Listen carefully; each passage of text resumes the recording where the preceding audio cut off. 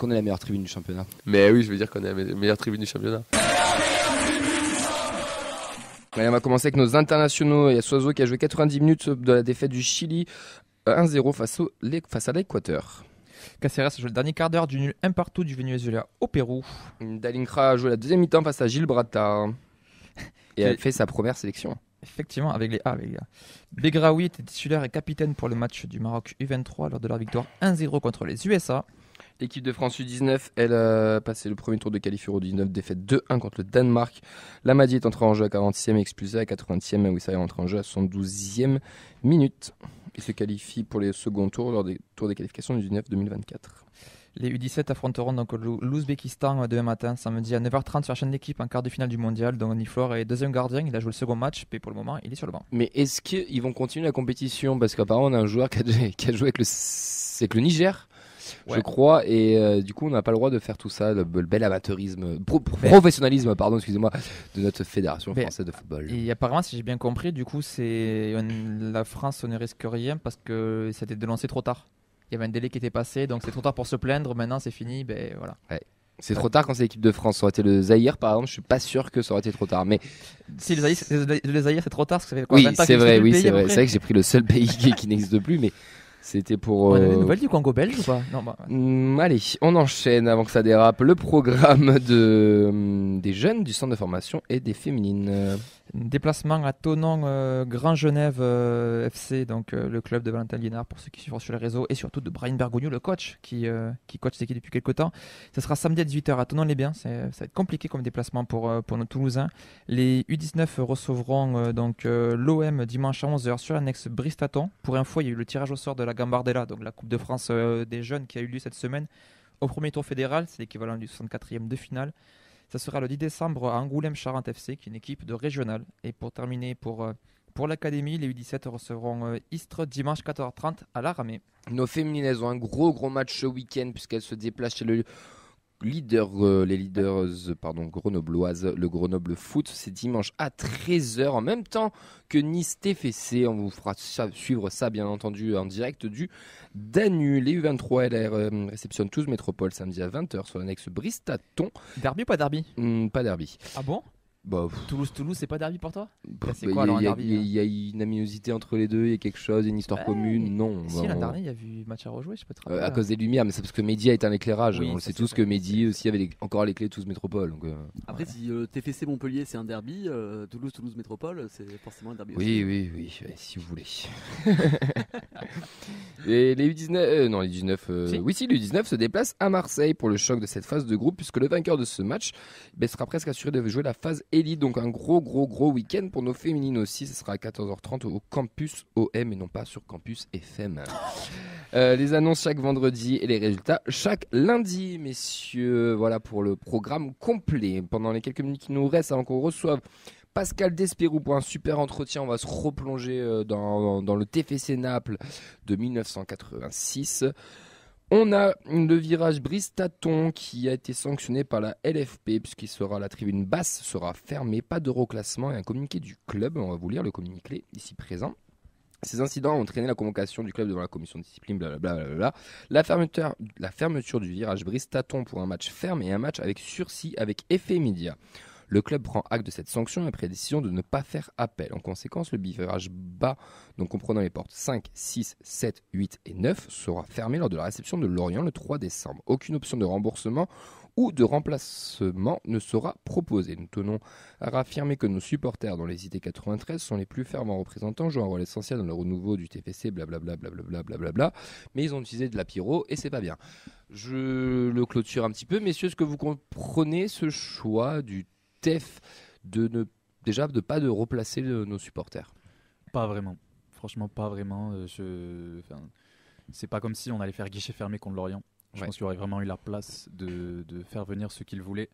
Et je comprends pas vraiment, mais ce qui me fait plaisir, c'est que j'ai vu que j'étais pas le seul et j'ai vu beaucoup de messages de soutien. Et je pensais pas que les Indians étaient autant soutenus par ceux qui ne sont pas dans le noyau ou qui suivent ça de loin. Donc c'est dommage, je trouve ça c'est assez froid comme communiqué, je trouve ça vraiment dommage. Je suis tout à fait d'accord avec Sacha, c'est extrêmement dommageable, je pense, pour le club et le match contre Lorient, qui en effet sera clairement pas à guichet fermé. Par contre, c'est logique. Moi, je vous avoue que je m'y attendais, et j'ai l'impression que ça fait un petit peu punition collective, pour ainsi dire. C'est le cas. Mais voilà, rajouter à la punition de la Ligue, de fermer la Ligue, le virage, pardon, le club se dit, il faut quand même que nous aussi on fasse quelque chose, je pense, pour, entre guillemets, sanctionner les Indians. Donc c'est malheureux, mais moi je m'y attendais, perso. Je m'y attendais, oui et non. Alors la fermeture du virage, oui quand même. Ça, c'est que la Ligue est assez intransigeante là-dessus, malgré qu'elle en fasse l'apologie sur tous les réseaux dès que c'est possible de vendre un peu plus cher cette chère Ligue. Les milliards. Par contre, je pensais quand même que le club ferait un petit geste. Après, pour le coup, c'est pas la première fois qu'on est repris à l'ordre cette année. Il y a eu des amendes qui pèsent aussi dans la balance. Il y a un match de sursis. Est-ce que justement la Ligue leur a dit vous faites pas les malins, vous essayez pas de les recaser ailleurs pour contourner le truc et que ça soit une fausse punition entre guillemets? Je sais pas. On n'a pas tous les tenants, les aboutissants. En tout cas, le club par rapport à il y a quelques années montre quand même un minimum de soutien à ses supporters. Alors qu'il y a quelques années, il dénonçait tout le temps le moindre agissement. Il y a du mieux, c'est une situation compliquée, mais c'est assez dommage. Et encore une fois, c'est tout le monde qui est puni, alors que c'était quand même une belle chose. Et on aura un stade qui risque un peu de sonner creux. Mais pour le coup, ce qui est bien, c'est que ça rappellera à certains l'utilité d'avoir des ultras, d'avoir des Indians qui mettent l'ambiance, que quand ils ne seront pas là, c'est compliqué. Le problème, je pense qu'il est même plus profond que ça. Moi, je pense que la Ligue, dans tout ça, est très mauvaise et c'est pas nouveau de toute manière. Parce que je l'ai tweeté d'ailleurs dans la semaine. Il se la raconte là. Non, mais c'est pas que je me la raconte, c'est surtout que vous allez voir la promotion de la Ligue et les vidéos de promo qu'ils vont faire. Il y aura des engins pyrotechniques, c'est déjà arrivé. Donc il y a une espèce d'hypocrisie générale qui se fait, une schizophrénie même. Au niveau de la Ligue, et ça c'est dommageable, et ça commence à être un petit peu relou. Il y a Roux qui a donné une interview sur le site desviolets.com où il explique aussi que la Ligue, par exemple, avant c'était 1 000 € d'amende par engin pyrotechnique utilisé, maintenant c'est 2 000 €. Au lieu de vendre des CVC à des fonds d'investissement et perdre 13% des droits TV et de se gaver par son salaire, Monsieur Labrune, etc., au lieu de se faire du fric entre guillemets sur le dos de tout le monde et d'essayer d'aller chercher de l'argent ailleurs, au bout d'un moment, arrêtez d'être con et laissez un peu tout le monde vivre d'autres trucs. Les ultras, on n'est pas les premiers, on ne sera pas les premiers à être fermés, à avoir des sanctions, à avoir des amendes, mais au bout d'un moment, il y a quand même quelque chose qui est pas bon. Et moi, je trouve que les clubs aussi devraient pas se rebeller, mais leur faire comprendre que tout ça, c'est un petit peu abusé. Alors là, je prends clairement position et je l'assumerai totalement. Mais moi, je trouve ça dommage parce que parce que tout se passe bien, il n'y a jamais eu, en tout cas à Toulouse, je parle pour Toulouse, il n'y a jamais eu de blessés récemment ou quoi par rapport à ces engins pyrotechniques dans le stade. Ça a toujours été maîtrisé. Et là, on punit tout le monde. Et comme il le signale, il y a eu 150 pyros qui ont été utilisés. Tu prives 3000 personnes. Donc c'est quand même un petit peu abusé. Moi, ça me dérange pas de ne pas pouvoir y aller, entre guillemets ou quoi. Je me débrouillerai pour y aller de cette manière.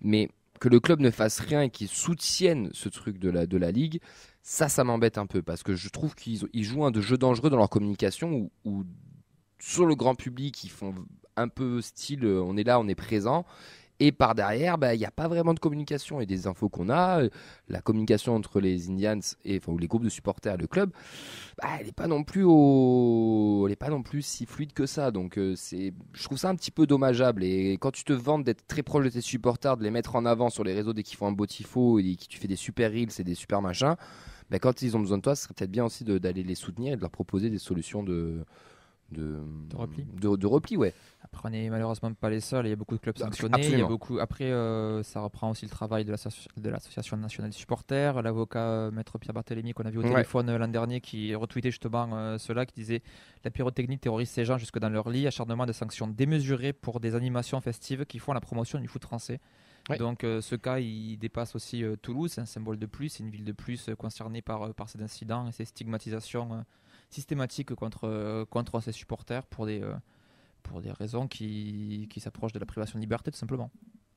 Non, mais moi je suis clairement d'accord. Mais c'est pas parce qu'on n'est pas les seuls que on va pas en parler. Et, franchement, moi je continuerai de prendre position chaque fois que ça arrive. Et puis je suis pas fermé non plus. S'il y a des gens qui sont pas d'accord, je suis prêt à discuter. Mais ce qui ressort de ça, c'est vraiment que c'est dommage, quoi. Et vas-y, excuse-moi, tu voulais Non, finir. non, je suis d'accord entièrement. Et juste aussi une pensée, je trouve, pour le site lesvélos.com, je trouve l'interview très intéressante.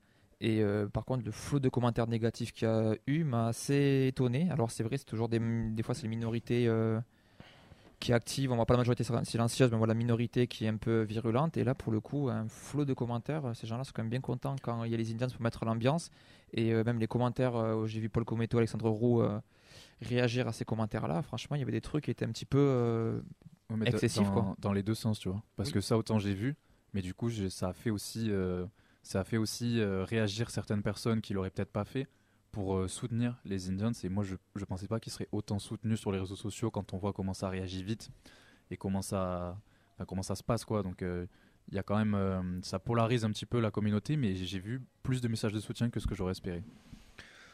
Ouais, moi j'en ai plus vu des négatifs que de soutien, mais après je pense que beaucoup de gens ont une grosse méconnaissance aussi de tout ce qui est la mouvance ultra en général, de ce qui est une animation de tribune, de ces associations et qui aussi, malheureusement, regarde les grandes chaînes d'information, etc. Et c'est pas forcément les spécialistes. Quand on voit l'avocat qui est de l'ANS, qui est passé une fois sur CNews ou BFM, non, je sais plus si c'était CNews, non, BFM, c'est BFM, et qui s'est fait défoncer par tout le monde, alors que c'est quand même un mec qui connaît tout ça, qui maîtrise son sujet, et que c'est des gens des grands journalistes, enfin des journalistes parisiens qui sont jamais foutu un pied dans un stade qui défendait tout ça. Bon, il y a aussi quand même un gros décalage, je trouve. Je dis pas que les Indians ont raison, en tout cas, ils ont fait une belle fête, c'était quand même très chouette. Tout le monde a vanté leur mérite, etc. J'insiste juste sur un point, je te laisse la parole. L'alarme incendie qui s'est déclenchée n'est pas due à un engin pyrotechnique du virage, c'est un individu lambda, enfin virage ultra, c'est un individu lambda qui a fait de la merde et qui a fait déclencher ce truc-là. Et ça, je pense qu'il y en a peu qui le comprennent et qui le savent. Ouais, je dirais un commentaire qui nuance aussi un peu ça. C'est bien aussi d'avoir des avis différents. C'est l'avis de Lucas sur Facebook qui nous dit: depuis quand les ultras sont des artificiers, les enfants, les gens à côté, c'est tellement dangereux. Les fumées, ok, mais les projectiles qui explosent, c'est pas possible dans une tribune avec les gens autour. Il était parfait jusqu'au fusée artifice. Ça aussi, c'est un argument qui peut se comprendre. Mais ça s'entend et il y a pas de souci. Hein. Après, c'est très très bien fait. Moi, ce que je prône et ce que je comprends pas, c'est pourquoi dans ce genre de choses, quand tu sais qu'il va y avoir des anniversaires, pourquoi tu fais pas une sorte de réunion où tu leur dis voilà, il va se passer ça, ça, ça et ça, on encadre. Ça avait été fait. Non, ça pas pour un anniversaire, ça avait été fait pour des tests de pyrotechnie. Oui, et les qui avait été réussi d'ailleurs. Les Indians avaient participé. C'était contre Grenoble en Ligue 2. Ouais, mais je sais pas, au moins tu le sais, c'est acté et basta. Il y a des clubs qui portent pas plainte contre leurs supporters. Il y a des clubs en France qui portent pas plainte. Nous, je pense qu'on continue de le faire. À l'époque, on le faisait en tout cas beaucoup. Mais voilà, il faut aussi savoir ce qu'on veut et ce qu'on a. Et moi, je trouve ça dommageable parce que ça reste de la fête et ça reste des belles images et des bonnes choses qu'on vit en virage. Pour nuancer, alors peut-être qu'aujourd'hui on porte encore plainte, mais on ne l'assume pas, alors qu'avant c'était assumé et c'est une volonté de porter plainte contre ses supporters. Donc il y a quand même une nuance qui est intéressante à la décharge du club. Puis les 30 ans, on s'en souviendra au moins. Exactement. Ouais, jusqu'au bout. Totalement. Clément, tu veux peut-être ajouter un truc ? Non, rien de spécial, mais je me demande si la sanction n'est pas aussi due au fait que le match a été arrêté. Je pense que si le match n'est pas arrêté... Mais t'as un flou d'ailleurs dans leur communiqué de la LFP sur ça, ils disent pas vraiment pourquoi. Ils le disent pas vraiment, mais à mon avis, ne serait-ce que par rapport aux diffuseurs, etc., le fait qu'un match soit arrêté, ça pose problème. Donc je pense que la Ligue a un peu, entre guillemets, les mains liées, dans le sens où je pense qu'ils sont obligés, entre guillemets, de marquer le coup, et parce que le match a été arrêté. Je pense que si le match n'avait pas été arrêté, il y aurait peut-être eu seulement du sursis et pas une tribune fermée ferme. Et avec, entre guillemets, interdiction de recaser les supporters ailleurs. C'est quand même fort dommage. Messieurs, on va enchaîner puisqu'on va avoir un entretien exceptionnel avec Pascal Desperon. On va se reprolonger dans le TFC Naples de 86-87. En tout cas, il s'est passé ce qui s'est passé. L'apéro, ça reste quand même très joli et très, très festif. Et je pense qu'il faut juste qu'on voit peut-être le problème autrement de comment ils le font. Mais bon, vu tout l'argent qu'ils encaissent grâce à ça, je suis pas sûr que ça change. Mais voilà, messieurs, en tout cas, est-ce que le 3 décembre, vous irez quand même au match ? Enfin, vous irez au match. Vous êtes suspendu comme tout le monde, mais est-ce que vous racheterez un billet ou pas pour le match ? Oui. Oui. Je demande à mon banquier, je te dis. Ouais. Non, je vais lancer une cagnotte. D'ailleurs, je vends une place en porte 6 pour ceux que ça Je vois intéresse. une place porte 7 aussi. Combien tu la vends Peu Intéressé. importe. 3 balles, moi. Ça fait bizarre sur les images quand même. Ouais. Apparemment, les Indians, ça avait dit qu'ils voulaient quand même mettre des choses en virage. Enfin, j'ai vu passer ça sur un tweet, je sais pas si Peut-être c'était une ironique bâche, quelque ou chose, pas, peut-être, mais je sais pas. j'ai vu passer sur un tweet. Écoute, on verra ça en tout cas déjà. Mais les connaissants, il y a moyen qu'il va être truc rigolo. Oui, c'est Ça, possible. Oui. ça pourrait Ils être peuvent mettre je pense qu'ils peuvent mettre un Ils ont- message ou faire mettre un message. Ils ont le droit de mettre une banderole en soi. Oui, ils oui, sont t'as pas. le choix, oui, Donc, tu sais pas, oui. Puis t'as peut-être des mecs qui sont cartés au-dessus qui peuvent aussi aller les mettre Au péril de leur vie. au péril de leur vie. Mais en tout cas, c'est dommage parce que, en parlant de péril de la vie, ça me fait penser à la discussion qu'on a eue dans la voiture tout à l'heure. Ce qu'il faut savoir, c'est quand on se fait choper aussi avec des fumiers, on peut être fiché S, les gars. Ouais. C'est quand même Ça va vite. Hein. de poids, de mesure.